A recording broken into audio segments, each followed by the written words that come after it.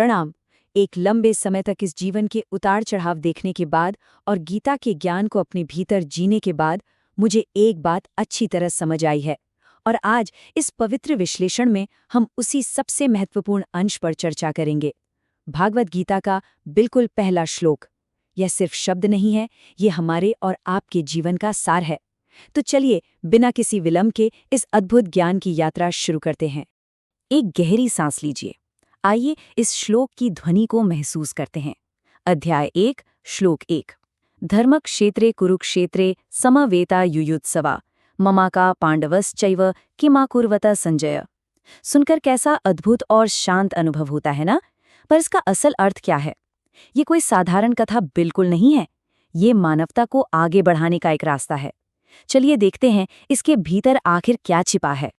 आइए एक एक करके इन शब्दों को खोलते हैं। देखिए, धर्मक्षेत्र, इसका सीधा अर्थ है धर्म का मैदान। एक ऐसी जगह जो पूरी तरह से सत्य और सही कर्म के लिए समर्पित हो। फिर आता है कुरुक्षेत्र। भौगोलिक रूप से तो ये एक स्थान था, पर इसका गहरा अर्थ बहुत बड़ा है।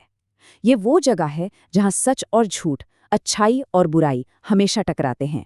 समावेता का मतलब है इकट्ठा होना, एक सोची समझी योजना के तहत। और युयुत्सवाह यानी युद्ध के लिए पूरी तरह तैयार। सोचिए, एक पवित्र भूमि पर एक बहुत ही प्लान्ड संघर्ष शुरू होने जा रहा है। अब आगे के शब्दों पर ध्यान दीजिए। ममा कहा पांडवाश्चैव यानी मेरे लोग और पांडव, दोनों एक ही परिवार का हिस्सा, एक ही खून।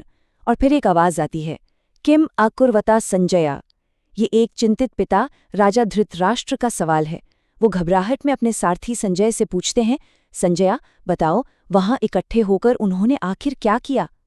ये एक छोटा सा डर से भरा सवाल इस पूरे महायुद्ध और उस अनंत ज्ञान की नींव रख देता है।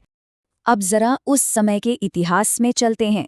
उस विशाल मैदान में दो पक्ष खड़े थे। एक तरफ थे कौरव, 100 भाई, जिनके दिमाग पर पूरी तरह लोभ और अहंकार का कब्जा था। और दूसरी तरफ केवल 5 पांडव भाई, जो धर्म, सत्य और न्याय के मार्ग पर चलने के लिए पूरी तरह संकल्पित थे। बात एक राज्य की थी, टकराव आमने सामने था। लेकिन यहाँ भगवान कृष्ण का एक बहुत ही दिव्य प्लान था। वो इस भयानक टकराव को एक माध्यम बनाकर आने वाली पूरी सृष्टि के लिए धर्म का सच्चा अर्थ हमेशा के लिए तय करने वाले थे। लेकिन ध्यान दीजिए, क्योंकि यहाँ सबसे बड़ा रहस्य छिपा है। ये सिर्फ हजारों साल पुरानी कहानी नहीं है। असल कुरुक्षेत्र बाहर नहीं, हमारे बिल्कुल भीतर चल रहा है। ये इनर कुरुक्षेत्र हमारे और आपके मन का मैदान है, जहाँ हर दिन, हर पल टकराव होता है।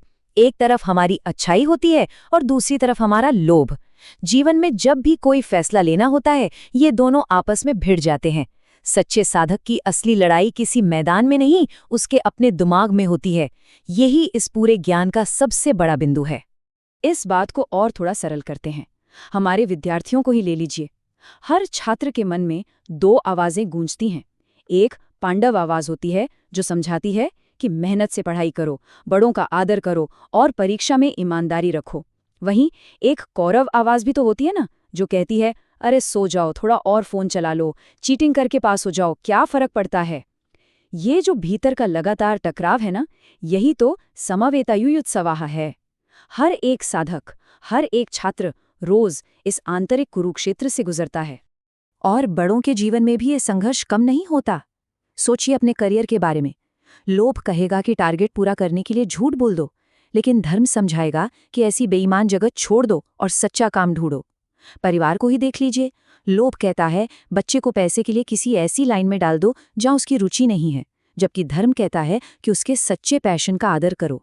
और बिजनेस में लोभ सस्ता सामान बेचकर मुनाफा कमाने को कहता है, जबकि धर्म क्वालिटी और ईमानदारी का ब्रांड बनाने पर जोर देता है।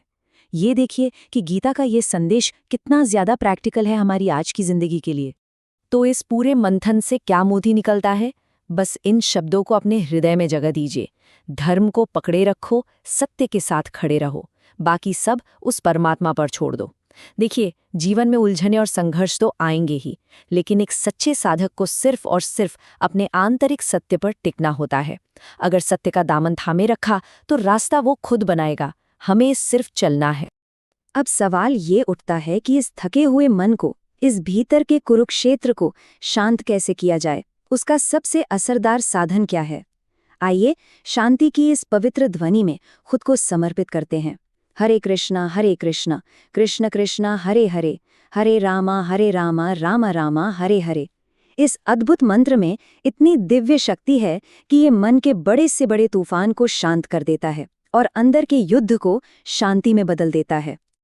आपने ध्यान दिया होगा, अक्सर इस मंत्र का जाप 108 बार किया जाता है। आखिर 108 ही क्यों? इसके पीछे एक बहुत ही अद्भुत और गहरा रहस्य है। हमारे जीवन में 108 तत्व माने गए हैं और ठीक 108 पवित्र उपनिषद हैं जो पूरे ब्रह्मांड के ज्ञान को अपने भीतर समेटे हुए हैं। ये अंक ब्रह्मांड की पूर्णता को दर्शाता है। तो जब हम 108 बार जाप करते हैं तो हम वास्तव में अपने इस छोटे से अस्तित्व को उस विशाल अनंत सृष्टि और परमात्मा के साथ विलीन कर रहे होते हैं। इस दिव्य अनुभव को महसूस करने का एक बहुत ही सटीक तरीका है। आइए इसके 4 आसान कदम समझते हैं। पहला, अपने दिमाग को बिल्कुल साफ और शांत कर लीजिए। दूसरा, सत्य पर चलने का एक सच्चा संकल्प, एक प्योर इंटेंशन अपने भीतर जगाइए। तीसरा, उस दिव्य शक्ति को अपने ध्यान के बिल्कुल केंद्र में रखिए। और आखिरी कदम, पूरी अटूट श्रद्धा के साथ जाप कीजिए। अगर इन 4 कदमों को नियमित जीवन का हिस्सा बना लिया तो ऐसी असीम शांति और स्पष्टता मिलेगी जिसकी शायद कल्पना भी नहीं की जा सकती। आइए इन्हीं 4 कदमों को महसूस करते हुए एक बार फिर से इस पवित्र ध्वनि को अपनी आत्मा तक पहुंचने देते हैं। हरे कृष्णा कृष्णा कृष्णा हरे हरे, हरे रामा रामा रामा हरे हरे। ये पवन नाम इस भीतर के युद्ध को पूरी तरह धो देता है। इसे अपने नित्य जीवन का हिस्सा बनाइए और उस निर्मल शांति को महसूस कीजिए जो केवल और केवल इस ज्ञान में है।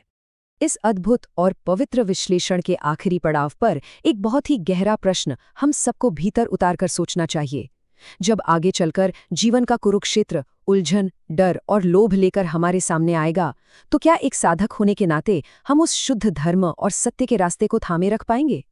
इस प्रश्न को अपने अंतर्मन में लेकर जाइए और इस पर विचार कीजिए। आशीर्वाद है कि ये दिव्य श्लोक सदा सही रास्ता दिखाए और हमारा जीवन सत्य के मार्ग पर आगे बढ़े। हरिओम तत्सत। ओम शांति शांति शांति।